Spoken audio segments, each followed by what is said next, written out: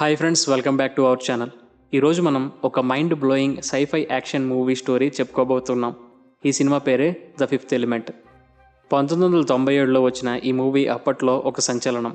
Futuristic world, పెంత aliens, ఆకట్టుకునే action scenes, ఇలా అన్నీ కలిసిన ఒక అద్భుతమైన మూవీ ప్యాకేజ్ ఇది. ఈ మూవీలో భూమిని నాశనం చేయడానికి ఒక అదృశ్యమైన శక్తి వస్తుంటుంది. ఆ శక్తిని ఆపగలగ ఏకైక ఆయుధం ఫిఫ్త్ ఎలిమెంట్. ఇంతకీ ఆ ఫిఫ్త్ ఎలిమెంట్ ఏంటి? ఆ ఫిఫ్త్ ఎలిమెంట్తో ఈ భూమిని ఎలా కాపాడారు అనేదే ఈ మూవీ స్టోరీ. మూవీ స్టార్టింగ్లో మనం 1914వ సంవత్సరం ఈజిప్ట్ దేశంలో ఒక పురాతనమైన టెంపుల్ని చూస్తాం. అక్కడ ఒక ప్రొఫెసర్, అతని అసిస్టెంట్ ఆ గుడి గోడల మీద ఉన్న రహస్యాలను డీకోడ్ చేయడానికి ట్రై చేస్తుంటారు. ఆ టెంపుల్ గోడల మీద 4 మూలకాలు, ఎర్త్, వాటర్, ఫైర్, విండ్, మరియు వాటి మధ్యలో ఒక 5వ మూలకం, అదే ఫిఫ్త్ ఎలిమెంట్ గురించి రాసి ఉంటుంది. ప్రతి 5000 సంవత్సరాలకు ఒకసారి ఒక గ్రేట్ ఈవిల్ ఈ విశ్వాన్ని నాశనం చేయడానికి వస్తుందని, ఆ 5 మూలకాలను కలిపి మాత్రమే దాన్ని ఆపొచ్చని ప్రొఫెసర్ అర్థం చేసుకుంటాడు. సరిగ్గా అదే టైంలో ఆకాశం నుండి ఒక పెద్ద స్పేస్ షిప్ ఆ టెంపుల్ దగ్గరికి వస్తుంది. అందులో నుండి వింతగా పెద్ద రోబోల్లాగా ఉండే మాండో షాన్స్ అనే ఏలియన్స్ దిగుతారు. వాళ్ళు మన మనుషులకి ఫ్రెండ్స్ అన్నమాట. మొదట ప్రపంచ యుద్ధం మొదలవుతుంది. ఈ భూమి మీద ఇప్పుడు ఆ 4 స్టోన్స్ సేఫ్ కాదు, కాబట్టి వాటిని మేము మా స్పేస్షిప్లోకి తీసుకెళ్తున్నాం. మళ్ళీ 300 సంవత్సరాల తర్వాత ఆ ఈవిల్ శక్తి తిరిగి వచ్చినప్పుడు వాటిని మేము తీసుకొస్తామని చెప్పి ఆ స్టోన్స్ ఇంకా శవపేటికలో ఉన్న ఫిఫ్త్ ఎలిమెంట్ని తీసుకొని అక్కడి నుండి వెళ్ళిపోతారు. కట్ చేస్తే ఇప్పుడు సీన్ 23వ శతాబ్దం, 2263వ సంవత్సరానికి మారుతుంది. స్పేస్లో గ్రేట్ ఈవిల్ ఒక పెద్ద నల్లటి గ్రహంలాగా మారి భూమి వైపు వేగంగా వస్తుంటుంది. భూమి మీద ఉన్న మిలిటరీ వాళ్ళు దాన్ని నాశనం చేయడానికి మిసైల్స్ ఫైర్ చేస్తారు. కానీ ఆ శక్తి ఎంత బలమైనదంటే వాళ్ళు దాడి చేసే కొద్దీ ఆ ఎనర్జీని పీల్చుకొని అది ఇంకా పెరుగుతూ మారుతూ ఉంటుంది. ఈ సీన్ చూస్తుంటే మనకు అర్థమైపోతుంది ఆ శక్తిని ఆపడం మామూలు మిలిటరీ వల్ల కాదని. భూమి మీద ప్రెసిడెంట్ మరియు మిలిటరీ జనరల్స్ అంతా టెన్షన్లో ఉంటారు. అప్పుడే అక్కడికి వింటో కొర్నీలియస్ అనే ఒక ప్రీస్ట్ వస్తాడు. అతను ఎవరంటే 1914లో ఆ ఏలియన్స్కి ఒక మాట ఇచ్చిన పూజారి ఉన్నాడు కదా, అతని వంశానికి చెందినవాడన్నమాట. ఆ చీకటి శక్తిని ఏ ఆయుధాలతోనూ చంపలేరు. దాన్ని ఆపాలి అంటే ఆ 4 స్టోన్స్ ఇంకా ఫిఫ్త్ ఎలిమెంట్ మాత్రమే కావాలి. వాటిని తీసుకురావడానికి మండోష్వాన్స్ భూమికి వస్తున్నారు అని ప్రెసిడెంట్కి వివరిస్తాడు కొర్నేలియస్. అదే టైంలో మండోష్వాన్స్ స్పేస్ షిప్ భూమి వైపు వస్తుంటుంది. కానీ మధ్యలో వాళ్ళకి పెద్ద ప్రాబ్లం వస్తుంది. మంగాలోర్స్ అని క్రూరమైన ఏలియన్స్ మండోష్వాన్స్ షిప్ మీద అటాక్ చేస్తారు. దారుణమైన ఫైరింగ్ జరుగుతుంది. మన మండోష్వాన్స్ షిప్ పూర్తిగా డిస్ట్రాయ్ అయిపోయి ఒక గ్రహం మీద క్రాష్ అవుతుంది. ఈ న్యూస్ తెలిసిన మన భూమి మీద ఉన్న ప్రెసిడెంట్ కార్నేలియస్ పూర్తిగా షాక్ అవుతారు. మన భూమికి రక్షణగా వస్తున్న ఒకే ఒక్క ఆశ నాశనం అయిపోయిందని బాధపడతారు. కానీ కథలో ఇక్కడే ఒక చిన్న ట్విస్ట్. ఆ క్రాష్ అయిన షిప్ దగ్గర మన మిలిటరీ వాళ్ళకు ఒక చిన్న ఆనవాలు దొరుకుతుంది. ఆ శిథిలాల మధ్యలో కాలిపోయి ఉన్న ఒక ఏలియన్ చెయ్యి మాత్రమే మిగులుతుంది. ఆ చేతిని ల్యాబొరేటరీకి తీసుకొచ్చి దాంట్లో ఉన్న కణాలను ఉపయోగించి ఫిఫ్త్ ఎలిమెంట్కి మళ్ళీ ప్రాణాలు పోస్తారు. సైంటిస్టులు ఒక పెద్ద మిషన్ని స్టార్ట్ చేస్తారు. అధునాతన టెక్నాలజీని వాడి ఆ కణాల నుండి అణువణువు క్రియేట్ చేస్తారు. చివరికి ఒక అద్భుతమైన అందమైన అమ్మాయి రూపం తయారవుతుంది. ఆ అమ్మాయి పేరు లీలు. ఆమె కళ్ళు తెరిచి చూసేసరికి చుట్టూ వింత మిషన్లు, సైంటిస్టులు ఉంటారు.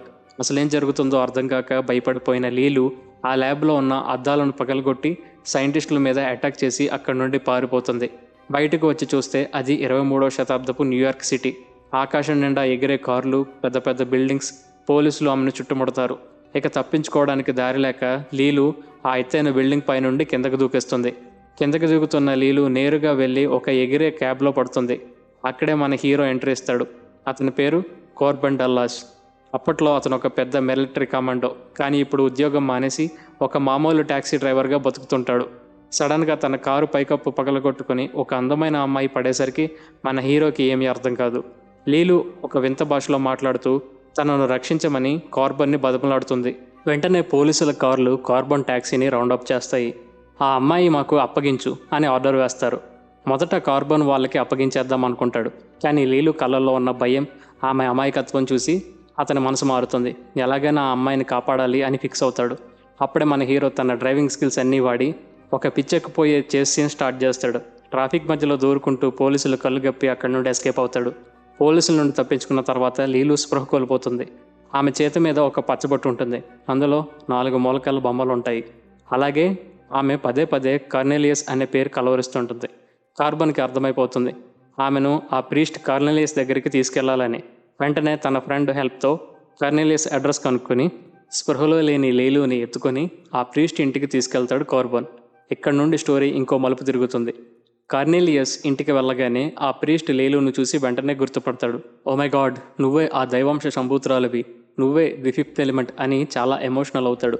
కార్బన్కి మాత్రం ఇదంతా ఒక పజిల్లా ఉంటుంది. అసలు ఈ అమ్మాయి ఎవరు, ఎందుకు ఇంత ఇంపార్టెంట్ అని అడుగుతాడు. అప్పుడు కార్నెలియస్ అతనికి 5,000 సంవత్సరాల నాటి స్టోరీ, ఇప్పుడు వస్తున్న ముప్పు గురించి మొత్తం వివరిస్తాడు. ఇదంతా విన్న మన హీరోకి ఫ్యూజులు ఎగిరిపోతాయి. కొద్దిసేపటికి లీలుకి స్పృహ వస్తుంది. ఆమె కార్నెలియస్తో తన సొంత భాషలో మాట్లాడుతుంది. వాళ్ళు మాట్లాడుకున్న దాని ప్రకారం లీలు భూమికి అయితే వచ్చింది, కానీ ఆ 4 శక్తివంతమైన రాళ్ళు తన దగ్గర లేవు. మరి ఆ స్టోన్స్ ఎక్కడ ఉన్నాయి అని కార్నెలియస్ టెన్షన్ పడతాడు. అప్పుడు లీలు చెప్తుంది ఆ స్టోన్స్ని వాళ్ళు మాండోష్వాన్స్ షిప్లో ఉంచలేదు, వాటిని సురక్షితంగా వేరే వాళ్ళకి ఇచ్చారని చెప్తుంది. అది తెలిసిన కార్నెలియస్కి కొంచెం ప్రాణం లేచి వచ్చినట్టు అనిపిస్తుంది. ఇక్కడ మనకు ఈ సినిమా విలన్ ఎంట్రీ ఉంటుంది. అతని పేరు జోర్గ్. ఇతను ఒక పెద్ద బిజినెస్ మ్యాన్, క్రూరాతి క్రూరుడు. అసలు విషయం ఏంటంటే భూమిని నాశనం చేయడానికి వస్తున్న ఆ గ్రేట్ ఏవిల్ డైరెక్ట్గా జోర్గ్తో మాట్లాడుతుంది. ఆ 4 స్టోన్స్ నాకు తీసుకురా, దానికి బదులుగా నీకు ఎంత డబ్బైనా ఇస్తా అని జోర్గ్కి ఆర్డర్ ఇస్తుంది. ఆ స్టోన్స్ని దొంగిలించడానికే జోర్గ్ మాంగాలోర్స్ ఏలియన్స్కి డబ్బిచ్చి మాండోష్వాన్స్ షిప్ని బ్లాస్ట్ చేయించాడు.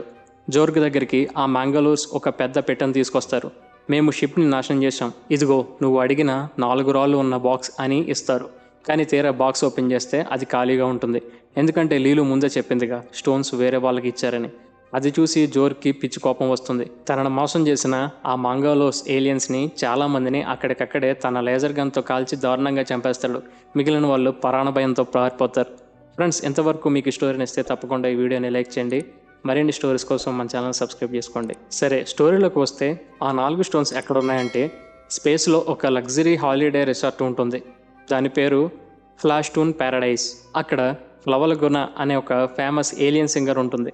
ఆ స్టోన్స్ ఆమె దగ్గరే ఉన్నాయి. లీలు అండ్ కార్నెలియస్ కలిసి ఎలాగైనా ఆ రిసార్ట్కి వెళ్ళాలని ప్లాన్ చేసుకుంటారు. కానీ ఆ రిసార్ట్కి వెళ్ళాలంటే టికెట్స్ దొరకడం చాలా కష్టం, పైగా చాలా ఎక్స్పెన్సివ్. సరిగ్గా అదే టైంలో మిలిటరీ వాళ్ళు మన హీరో కార్బన్ని కాంటాక్ట్ చేస్తారు. కార్బన్ పాత కమాండో కదా, నువ్వు వెళ్ళి ఆ సింగర్ దగ్గర ఉన్న స్టోన్స్ని తీసుకురావాలి అని అతనికి ఈ మిషన్ ఇస్తారు. అంతేకాదు, ఆ రిసార్ట్కి వెళ్ళడానికి వీలుగా అతనికి ఒక ఫేక్ రేడియో కాంటెస్ట్లో విన్నర్గా అనౌన్స్ చేసి 2 ఫ్రీ టికెట్స్ ఇస్తారు. కార్బన్ తనతో పాటు లీలుని కూడా తీసుకెళ్ళడానికి ఒప్పుకుంటాడు. అదే టైంలో విలన్ జోర్గ్ కూడా ఆ స్టోన్స్ ఫ్లాస్టోన్ ప్యారడైజ్లో ఉన్నాయని తెలుసుకుంటాడు. తన మనుషుల్ని పంపించి కార్బన్ని చంపి ఆ టికెట్లు తీసుకురమ్మని ఆర్డర్ వేస్తాడు. ఒక పక్క లీలు కూడా కార్బన్తో పాటు వెళ్ళడానికి రెడీ అవుతుంది. కార్బన్ ఇంటి దగ్గర ఒక ఫన్నీ సీజన్ జరుగుతుంది. జోర్గ్ మనుషులు అలాగే రివెంజ్ తీసుకోవాలనుకున్న మ్యాంగాలోరూస్ అందరూ కార్బన్ టికెట్ల కోసం ఇతని ఇంటికి వస్తారు. కానీ కార్బన్ చాలా స్మార్ట్గా వాళ్ళందరినీ బోల్తా కొట్టించి లీలుతో కలిసి ఎయిర్పోర్ట్కి బయలుదేరతాడు. ఎయిర్పోర్ట్లో లీలు కార్బన్ కలిసి జంటగా చెక్ ఇన్ అవుతారు. అదే టైంలో కార్నెలియస్ కూడా ఆ ఫ్లైట్ ఎక్కాలని దొంగతనంగా లగేజ్లు దక్కుంటాడు. ఇంకో పక్క కార్బన్ దగ్గర ఉన్న టికెట్లు కొట్టేద్దామని వచ్చిన విలన్లు కూడా పోలీసులకు దొరికిపోతారు.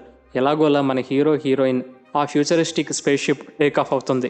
ఇప్పుడు మనకు ఇంకో కొత్త క్యారెక్టర్ ఎంట్రీ ఇస్తుంది. అతని పేరే రూబీ రాడ్. ఒక super hyper active radio host అన్నమాట. అతను ఎప్పుడు మైక్ పట్టుకొని నాన్ స్టాప్గా మాట్లాడుతూనే ఉంటాడు. చూడడానికి చాలా వెరైటీ కాస్ట్యూమ్స్తో ఓవర్ యాక్షన్ చేస్తూ సింపుల్ ఎంటర్టైన్మెంట్ ఇస్తుంటాడు. కాంటెస్ట్ విన్నర్ అయిన కార్బన్ని ఇంటర్వ్యూ చేయడానికి రూబీ రాడ్ వస్తాడు. మన హీరోకి ఇదంతా చిరాగ్గా ఉన్న మిషన్ కోసం తప్పక వాడు ఓవర్ యాక్షన్ అంతా భరిస్తూ ఉంటాడు. ఈ సీన్స్లో వాళ్ళిద్దరి మధ్య టైమింగ్ సూపర్గా ఉంటుంది. ఫైనల్గా ఫ్లైట్ ఆ లగ్జరీ ఫ్లాస్టోన్ ప్యారడైజ్కి చేరుకుంటుంది. అది స్పేస్లోని ఒక నీటి గ్రహం మీద తేలుతూ ఉన్న భారీ క్రూజ్ షిప్లా కనిపిస్తుంది. లోపల అంతా కూడా ఫుల్ రిచ్ అండ్ లగ్జరీ డిజైన్తో ఉంటుంది. లీలు కార్బన్ వాళ్ళ రూమ్కి వెళ్తారు.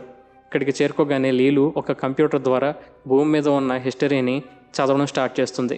మరోవైపు కార్నెలియస్ కూడా వాళ్ళని వెతుక్కుంటూ అక్కడికి చేరుకుంటాడు. రాత్రి అవుతుంది. ఆ రిసార్ట్లో గ్రాండ్ థియేటర్లో అందరూ వెయిట్ చేస్తున్న అద్భుతమైన ఏలియన్ సింగర్ పర్ఫార్మెన్స్ మొదలవుతుంది. ఆమె వాయిస్ ఒక మ్యూజిక్లా ఉంటుంది. థియేటర్లో అందరూ ఆ పాటకు మంత్రముగ్ధులై చూస్తుంటారు. సరిగ్గా అదే టైంలో ఆమె గదిలో ఉన్న స్టోన్స్ని దొంగలించడానికి ప్లాన్ చేసిన లీలు ఆ రూమ్కి వెళ్తుంది. కానీ అప్పటికే ఆ రూమ్లో మ్యాంగ్రోల్స్ ఏలియన్స్ కూడా ఎంటర్ అవుతారు. అక్కడ మూవీలో the best action scene start అవుతుంది. ఒక పక్క స్టేజ్ మీద సింగర్ హై పిచ్లో పాడుతూ ఉంటే దానికి బ్యాక్గ్రౌండ్లో లీలు ఆ ఏలియన్స్తో ఒంటరిగా ఫైట్ చేస్తూ ఉంటుంది. ఈ సీన్ని డైరెక్టర్ చాలా చక్కగా చూపించారు. లీలు మార్షల్ ఆర్ట్స్తో గాల్లో ఎగురుతూ కిక్స్తో మ్యాంగలోర్స్కి చుక్కలు చూపిస్తూ ఉంటుంది. ఆ బ్యాక్గ్రౌండ్లోనేమో మ్యూజిక్ వస్తూ ఉంటుంది. ఈ ఫైట్ కొరియోగ్రఫీ గూస్ బంప్స్కి రావడం ఖాయం. లీలు వాళ్ళందరినీ మట్టి కనిపిస్తుంది. కానీ అప్పుడే అక్కడికి విలన్ జోర్గ్ తన సొంత షిప్లో డైరెక్ట్గా వస్తాడు. అతను కూడా సింగర్ రూమ్కే వస్తాడు. లోపలికి రాగానే లీలు అతన్ని ఎదుర్కొంటుంది. కానీ జోర్గ్ దగ్గర పవర్ఫుల్ వెపన్స్ ఉంటాయి. అతను లీలుని దారుణంగా షూట్ చేస్తాడు. లీలు రక్తపు మడుగులో పడిపోతుంది. జోర్గ్ అక్కడున్న ఒక పెద్ద పెట్టెను, అంటే స్టోన్స్ ఉన్నాయనుకొని దాన్ని తీసుకొని వెంటనే తన షిప్లోకి వెళ్ళిపోతాడు. లీలు ప్రాణాపాయ స్థితిలో వెంటిలేషన్ పైపుల్లో దాక్కుంటుంది. సరిగ్గా అప్పుడే థియేటర్ లోపలికి ఇంకొంతమంది మ్యాంగాలూర్స్ గన్స్తో వచ్చి అటాక్ చేస్తారు. ఆ కాల్పుల్లో స్టేజ్ పైన ఉన్న సింగర్ ఫ్లవలగునాకి బుల్లెట్ తగులుతుంది. కార్బన్ వెంటనే వెళ్ళి ఆమెను పట్టుకుంటాడు. ఆమె చనిపోయే ముందు కార్బన్కి ఒక సీక్రెట్ చెప్తుంది. ఆ 4 స్టోన్స్ ఏ రూమ్లోనూ లేవు. నా కడుపులో భద్రంగా దాచాను. వాటిని తీసి విశ్వాన్ని కాపాడు అని చెప్పి చనిపోతుంది. కార్బన్ కన్నీళ్లు పెట్టుకుంటూనే ఆ స్టోన్స్ని ఆమె బాడీ నుంచి బయటకు తీస్తాడు. స్టోన్స్ దొరికాయి. కానీ చుట్టూ 100 మంది ఏలియన్స్ టెర్రరిస్టులు. ఇక్కడ మన హీరో కార్బన్ డల్లాస్ తన అసలైన కమాండో అవతారం ఎత్తుతాడు. తన చేతికి దొరికిన గన్స్ను పట్టుకొని 1 మ్యాన్ ఆర్మీ లాగా వాళ్ళందరి మీద విరుచుకుపడతాడు. జస్ట్ కొన్ని నిమిషాల్లోనే అక్కడ ఉన్న టెర్రరిస్ట్ ఏలియన్స్ని అందరినీ కాల్చిపారేస్తాడు. ఇది చూస్తున్న రూబీ రాడ్ భయంతో అరుస్తూనే ఇదంతా లైవ్లో బ్రాడ్కాస్ట్ చేస్తాడు. మొత్తానికి కార్బన్ ఆ హోటల్లో ఉన్న అందరినీ సేవ్ చేస్తాడు. మరోవైపు ఆ షిప్లో వెళ్తున్న విలన్ జోర్గ్ ఎంతో ఆశగా ఆ బాక్స్ని ఓపెన్ చేసి చూస్తాడు. అందులో ఏముంటుంది? ఖాళీ. ఆ బాక్స్లో స్టోన్స్ లేవని తెలుసుకొని పిచ్చెక్కిపోతుంది. మళ్ళీ ఆ రిసార్ట్కి తిరిగి వస్తాడు. కానీ ఈసారి వస్తూ తన షిప్లో ఒక టైం బాంబ్ని రిసార్ట్లో సెట్ చేస్తాడు. స్టోన్స్ దొరకకపోతే ఆ మొత్తం హోటల్ని బ్లాస్ట్ అయిపోవాలని ప్లాన్ చేస్తాడనమాట. బాంబు టైమర్ ఆన్ చేసి మళ్ళీ వెతుకుతాడు. అప్పటికే ప్రాణాపాయ స్థితిలో ఉన్న లీలుని కార్నెలియస్ కనుక్కుంటారు. ఆమెను ఒక చిన్న ఎస్కేప్ షిప్లోకి ఎక్కిస్తారు. వాళ్ళతో పాటు రూబీ రాడ్ కూడా జాయిన్ అవుతాడు. సరిగ్గా వాళ్ళు ఎస్కేప్ షిప్ స్టార్ట్ చేసిన టైంకి ఆ హోటల్లో జోర్గ్ పెట్టిన బాంబుతో పాటు చనిపోయే ముందు ఒక ఏలియన్ పెట్టిన ఇంకొక బాంబు కూడా యాక్టివేట్ అవుతుంది. సెకండ్ల వ్యవధిలో మన హీరోలు అక్కడి నుండి ఎస్కేప్ అవుతారు. వెనకాల ఆ పెద్ద క్రూయిజ్ హోటల్ పెద్ద పేలుళ్లతో బ్లాస్ట్ అయిపోతుంది. విలన్ జోర్గ్ అందులోనే చనిపోతాడు. ఇప్పుడు అసలైన క్రైసిస్ స్టార్ట్ అవుతుంది. వాళ్ళకి న్యూస్ అందుతుంది. ఆ చీకటి శక్తి భూమికి చాలా దగ్గరగా వచ్చేసింది. కేవలం కొన్ని నిమిషాల్లో మాత్రమే ఉంది టైం. కార్బన్ తన షిప్ని టాప్ స్పీడ్లో డైరెక్ట్గా భూమి మీద ఉన్న ఈజిప్ట్ టెంపుల్ వైపుకి తీసుకెళ్తాడు. దారిలో లీలు గాయాల వల్ల, మానవుల క్రూరమైన హిస్టరీ చదవడం వల్ల డిప్రెస్ అయిపోయి ఉంటుంది. ప్రపంచాన్ని రక్షించడం వేస్ట్ అనే ఫీలింగ్లోకి వెళ్ళిపోతుంది. ఎలాగోలా టెంపుల్లోకి చేరుకుంటారు. ఆ 4 స్టోన్స్ని వాళ్ళకి కేటాయించిన స్థలాల్లో పెడతారు. కానీ వాటిని యాక్టివేట్ చేయడం ఎలాగో వాళ్ళకి అర్థం కాదు. అప్పుడే వాళ్ళకి ఒక గడియ వస్తుంది. ఏ మూలకానికి సంబంధించిన రాయిని ఆ మూలకంతో టచ్ చేయిస్తే అవి యాక్టివేట్ అవుతాయని అనుకుంటారు. ఉదాహరణకి నిప్పు రాయి దగ్గర పెట్టి ఉద్గేస్తారు. నీటిని రాయి మీద పెట్టి చెమట చుక్క వేస్తారు. గాలి రాయి దగ్గర ఊదుతారు. భూమి రాయి మీద ఇసుక పోస్తారు. వెంటనే ఈ 4 రాళ్ళు యాక్టివేట్ అయ్యి ఒక లైట్ని ఇస్తాయి. కానీ ఆ మహాశక్తిని ఆపాలంటే మధ్యలో ఉన్న 5th ఎలిమెంట్ అంటే లీలు తన శక్తిని రిలీజ్ చేయాలి. కానీ లీలు మానవులు చేసే యుద్ధాలు చూసి విసుగు చెందింది. చంపేసుకునే ఈ మనుషుల కోసం నేను ఎందుకు ప్రాణాలు అర్పించాలని అడుగుతుంది. అప్పుడు కార్బన్ ప్రపంచంలో చెడు మాత్రమే కాదు, ప్రేమ కూడా ఉంది. నేను నిన్ను ప్రేమిస్తున్నాను అని చెప్పి లీలుకి ఒక ముద్దు ఇస్తాడు. ఆ ప్రేమను ఫీల్ అయిన లీలు బాడీలోంచి అనంతమైన కాంతిని విడుదల చేస్తుంది. ఆ కాంతి స్పేస్లోకి దూసుకెళ్ళి ఆ అనంతమైన చీకటి శక్తిని 2 ముక్కలుగా చేస్తుంది. దాంతో అది బ్లాస్ట్ అవుతుంది. భూమి సురక్షితంగా ఉంటుంది. కార్బన్ లీలు ఆనందంగా హత్తుకోవడంతో సినిమా ఎండ్ అవుతుంది. Friends, the 5th element movie story ఆ కాలంలోనే ఒక మంచి కాన్సెప్ట్తో తీశారు. మీకు ఈ స్టోరీ నచ్చితే తప్పకుండా ఈ వీడియోని లైక్ చేయండి. మరిన్ని ఇంట్రెస్టింగ్ మూవీస్ కోసం మన ఛానల్ని సబ్స్క్రైబ్ చేసుకొని డైలీ ఫాలో అవడానికి ట్రై చేయండి. Thank you guys, thank you for watching. Stay tune on explain Telugu.